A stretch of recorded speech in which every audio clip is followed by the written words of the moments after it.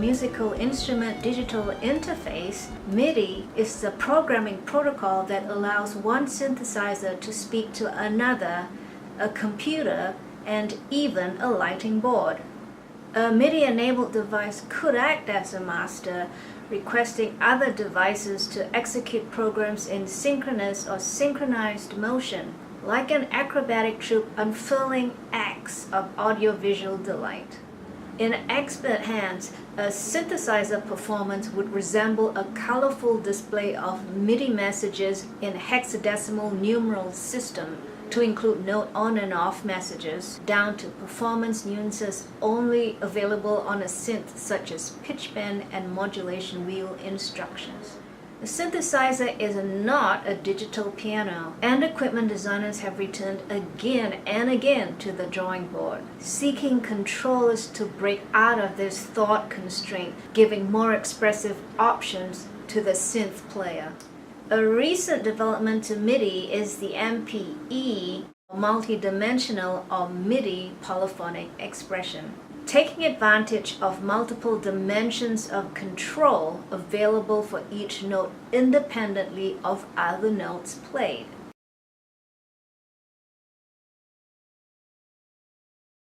The MIDI Manufacturers Association get together at NAMM time in January, and they present their latest ideas and they discuss what direction do we want to push this in. It's important that everything is standardized, that whatever you come up with, it has to work with what came before. It has to work with what comes in the future. A couple of years ago, somebody took an old Commodore 64 and hooked it up to the very latest technology, and it worked. Keyboards have been an essential part of playing with synthesizers since Bob Moog and Herb Deutsch first connected a keyboard to a synthesizer. But the problem is that keyboards are simple on-off switches. You press a key down, it sends an on signal. You let go, it sends an off signal. And that's the way MIDI is set up too. The hard part is getting enough expression out of something like that. So we have other devices like pitch bend and modulation and aftertouch. Two types of aftertouch. Aftertouch that when you apply pressure to the keyboard, it applies to every note, or aftertouch where each note is independent, which is a lot more rare.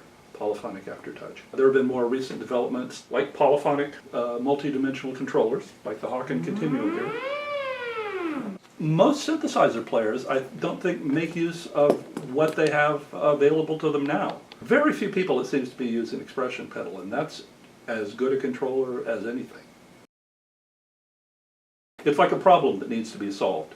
How to make an electronic instrument as expressive as an acoustic instrument. Because with an acoustic instrument, you know, if you want vibrato, you just wiggle your finger. You control the envelope of the sound in real time when you're playing an acoustic instrument a lot of the time. You don't do that with synthesizers, so you have to find ways to devise that sort of control. An exception being something like the Hawken Continuum, where you do control the envelope in real time with your fingers.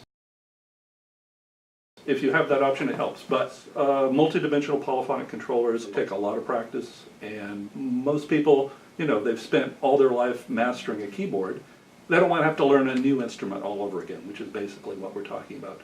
So the challenge is to designers to figure out how to make keyboards more expressive. I remember Bob Moog back in the 80s working with Kurzweil and working with a few other people trying to devise new types of controllers, and back then things were so unwieldy, you know, the computers weren't fast enough to deal with the kind of data that was necessary. Well, now they are. It'll be real interesting to see what comes up in the next few years. We know that the user interface shapes the way we come up with performance strategies. Do you think there have been enough curiosity and creativity in the research of new performance techniques, still using the black and white keys, but the performer has been able to go beyond his or her constraints? I think that's why keyboard players are attracted to other instruments and other interfaces. Having a different interface allows you to approach music from a different angle, and you get, that stimulates creativity.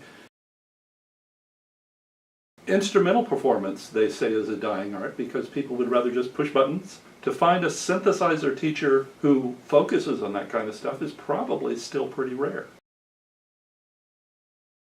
The most popular type of alternate control to the keyboard is a bank of buttons for firing off audio clips and that sort of thing. And some people are very good at it. Put a keyboard in front of them, they wouldn't know what to do with it. But give them the right type of controller and they'll impress you musically. This is an exciting time for the synth player, as well as those graduating from piano class shoved into the world of synthesizer mechanics.